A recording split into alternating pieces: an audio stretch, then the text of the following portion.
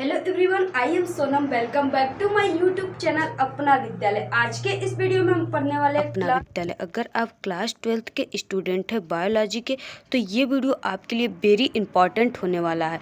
यहाँ पे हम आपको बताने वाले हैं मॉडल पेपर, जो कि आपके त्रैमासिक पेपर है। ठीक है, जो आपके त्रैमासिक पेपर चलते हैं उसमें जो भी आपके मॉडल पेपर है, जिसमें इम्पॉर्टेंट क्वेश्चन और इनके आंसर के साथ आपको हम बताने वाले हैं। तो यहाँ पे आपको वीडियो बिना स्किप किए लास्ट तक देखना है, तभी हमारे सभी बात आपको बिल्कुल अच्छे से समझ में आएगा। और यहाँ पे हम आपको बिल्कुल बारीकी से समझाने की प्रयास करेंगे। तो यहाँ पे देखिए, जो त्रैमासिक पेपर है इसमें आपको कौन कौन से इम्पॉर्टेंट क्वेश्चन आते हैं, कैसे कैसे क्वेश्चन आते हैं, किस तरह के होते हैं, कितने नंबर के होते हैं, संपूर्ण जानकारी आपको इस वीडियो में मिलेगी। तो यहाँ पे देखिए, जीव विज्ञान, ठीक है, ये आपका जो पेपर होता है ये 70 नंबर का होता है।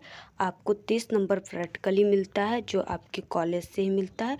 और ये पेपर जो होता है ये आपके बोर्ड एग्ज़ाम में, ठीक है, 3 घंटे 15 मिनट के होते हैं, और ऐसे ये 2 घंटे 30 मिनट के होते हैं। ठीक है, तो यहाँ पे देखिए, ये जो भी इसमें क्वेश्चन हम आपको बताएंगे वेरी मोस्ट इम्पॉर्टेंट क्वेश्चन है, क्योंकि इस पेपर को हमने काफ़ी अच्छे से और काफ़ी मेहनत से बना रखा है।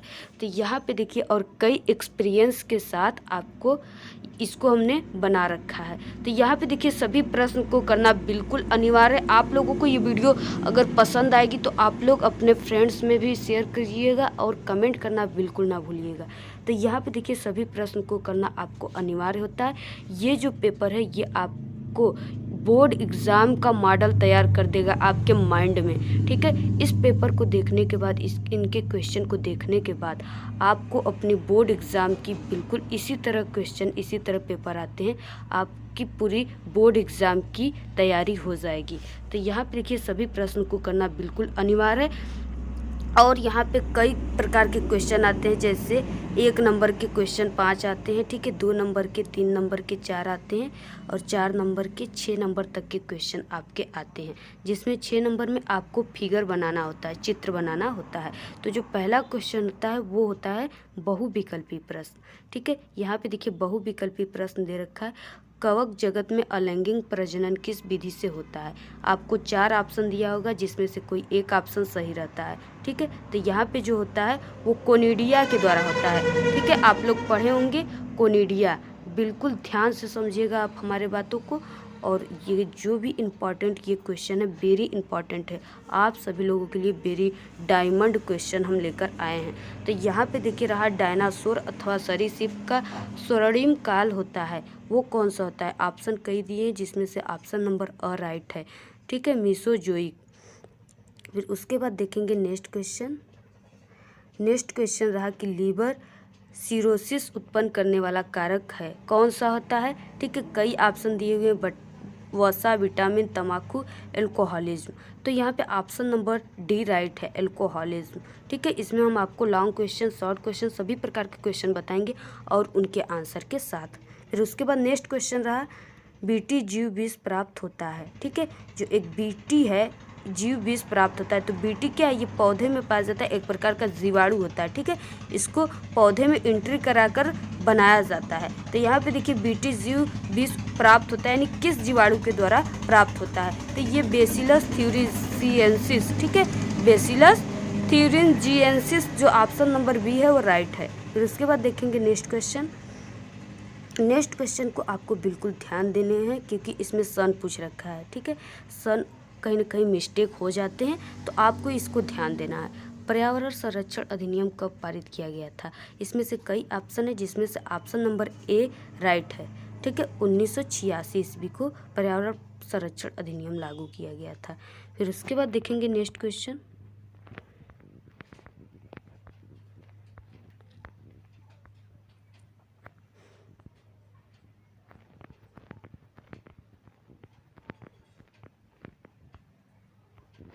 नेक्स्ट क्वेश्चन देखिए, जो है वो 2 नंबर का है। ठीक है, आपको इसमें ध्यान देना है कि कौन सा क्वेश्चन कितने नंबर का है। ठीक है। ये क्वेश्चन जो है ये 2 नंबर का है और ऊपर जो हमने बताया ये वो क्वेश्चन 1 नंबर का था। इसलिए आपको देखिए आपके पेपर में क्वेश्चन के सामने आपको नंबर डिवाइड किया गया होगा कि ये कितने नंबर का क्वेश्चन है। तो आपको ये ध्यान में देखकर ही किसी भी क्वेश्चन का आंसर देना है कि वो क्वेश्चन कितने नंबर का है। ठीक है, ये नहीं कि 2 नंबर का क्वेश्चन है तो आप 1 पेज बिल्कुल भरने लगे। ठीक है, आपको ऐसा नहीं करना है, क्योंकि अगर आप ऐसा करेंगे तो आपका टाइम भी जाएगा और क्वेश्चन को भी हल नहीं कर पाएंगे और आपका नंबर बिल्कुल कम आएगा।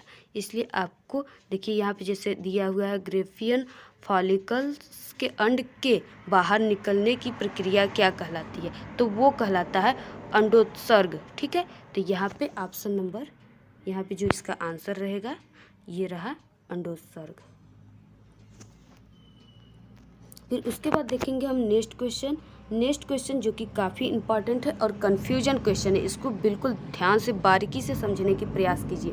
डीएनए के खंड का नाम जो पॉलीपेप्टाइड श्रृंखला का संश्लेषण करता है वो करता है AUG। ठीक है, AUG को आप लोग याद रखिए।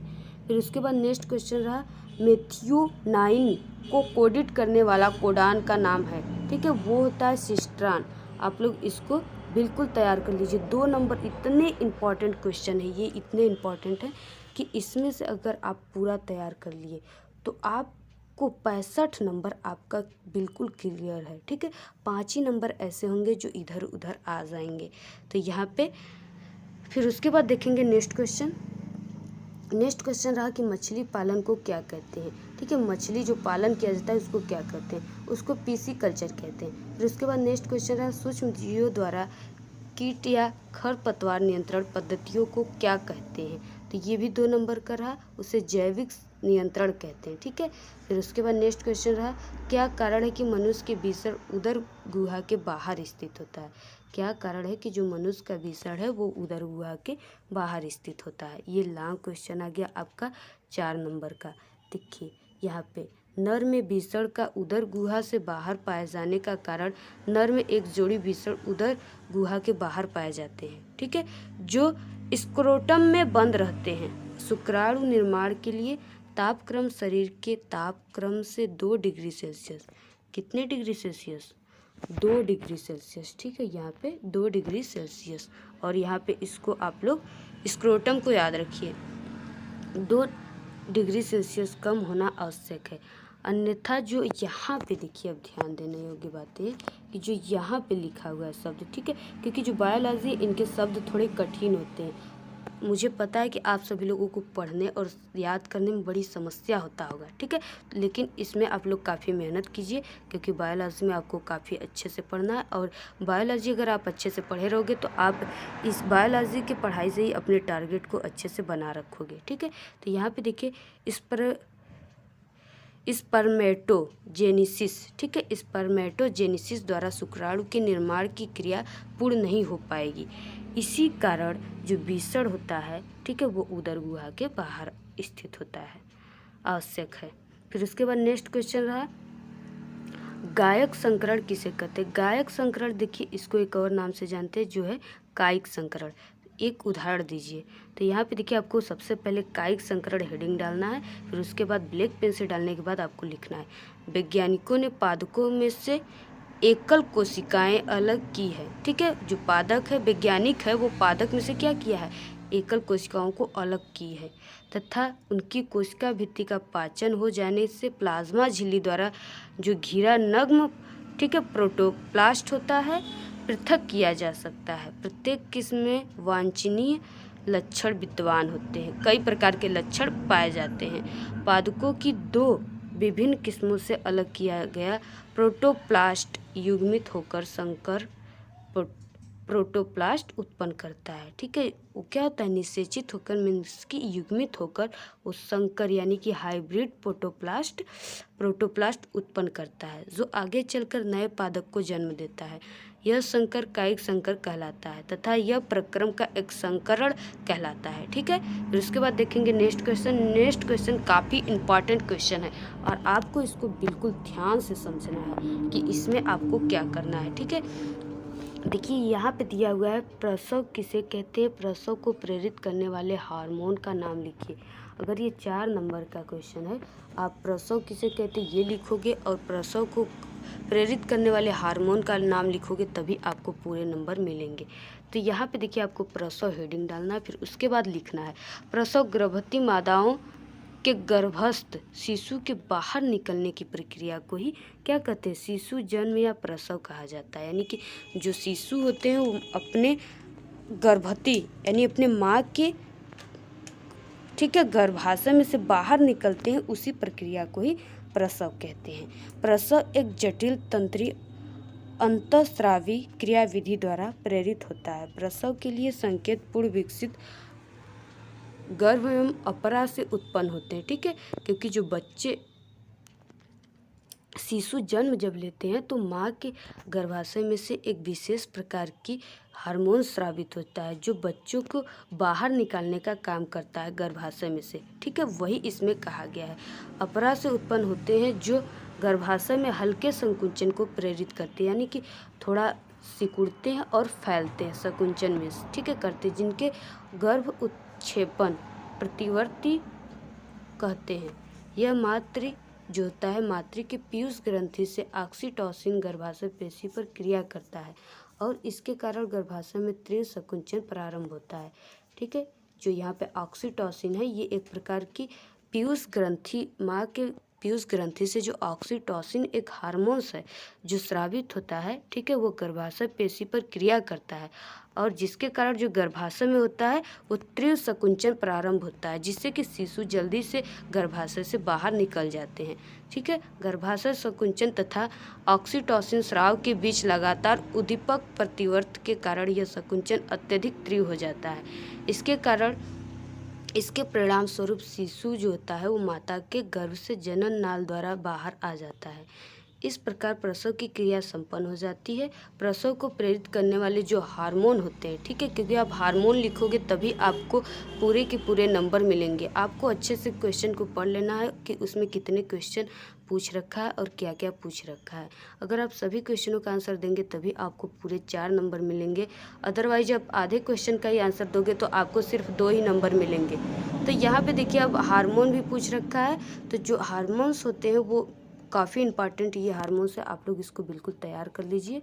तो यहाँ पे देखिए पहला हार्मोन्स जो रहा वो कार्टिसोल रहा, ठीक है, कार्टिसोल, फिर उसके बाद दूसरा एस्ट्रोजन और तीसरा ऑक्सीटोसिन।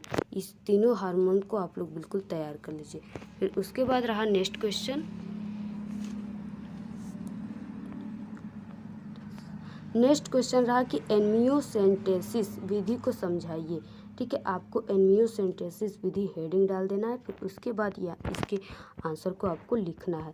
तो यहाँ पे देखिए जो एमियोसेंटेसिस विधि है इसमें क्या होता है, अल्वेधन या एमियोसेंटेसिस, ठीक है, ये भ्रूणीय विकार जांच करने की एक विधि है।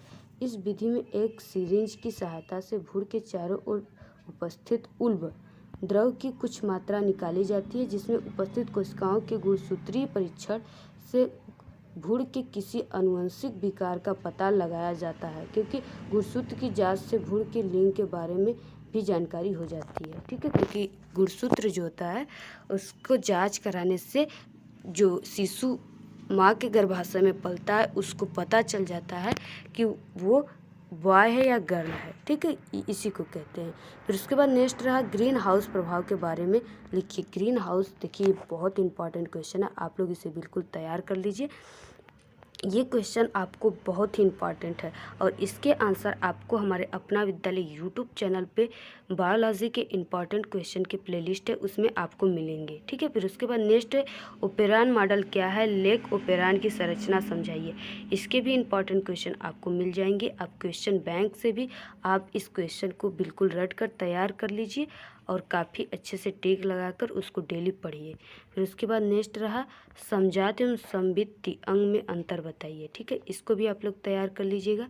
प्लाज्मोडियम का जीवन चक्र को चित्र सहित समझाइए। प्लाज्मोडियम को देखिए आप, ये 6 नंबर के क्वेश्चन होते हैं, इसमें आपको चित्र अगर कहा भी नहीं रहेगा ना, फिर भी आपको अगर उससे रिलेटेड कोई फिगर है तो उसको वहाँ पे बना देना है। ठीक है, तो यहाँ पे प्लाज्मोडियम का जीवन चक्र आपको बनाना है और चित्र के साथ बिल्कुल बनाना है। फिर उसके बाद यहाँ पे नेक्स्ट क्वेश्चन रहा प्रतिरक्षी पदार्थ की संरचना का सचित्र वर्णन करना है। इसको भी आपको चित्र बनाकर इसके संरचना का वर्णन करना है, तब आपको 6 नंबर पूरे मिलेंगे। नेक्स्ट क्वेश्चन रहा कि बहित मल क्या है, यह हमारे लिए किस प्रकार हानिपद है। जो बहित मल होता है, ठीक है, जो नदी और तालाबों में से जो खराब पानी होते हैं, गंदे पानी, उसी को बहित मल कहा जाता है, जो शहरों के नालियों में से आकर नदी तालाबों में गिरते हैं। तो उसी के बारे में आपको लिख देना है बहित मल, और ये हमारे लिए किस प्रकार हानि है। तो आप तो जानते हो कि ये हमारे लिए बहुत ही हानिकारक होते हैं, ठीक है। उसमें उत्पन्न होने वाले मच्छर जो हम सभी को काटते हैं और घातक रोग फैलाते हैं, यही सब आपको लिख देना है। फिर उसके बाद नेक्स्ट क्वेश्चन रहा कि अनुप्रवाह संसाधन का चित्र सहित संक्षिप्त वर्णन कीजिए। इसका भी आप लोग बिल्कुल क्वेश्चन आंसर को तैयार कर लीजिए और बिल्कुल तैयार करके आप लोग अपने बोर्ड एग्ज़ाम में लिखिए। आप किसी भी एग्ज़ाम में आपको ये क्वेश्चन वेरी इंपॉर्टेंट क्वेश्चन है जो हमने बताया है। फिर इसके बाद लैंगिक और अलैंगिक प्रजनन में अंतर लिखिए, काफ़ी इंपॉर्टेंट आपका डायमंड बिल्कुल क्वेश्चन है, इसको भी आप तैयार कर लीजिए।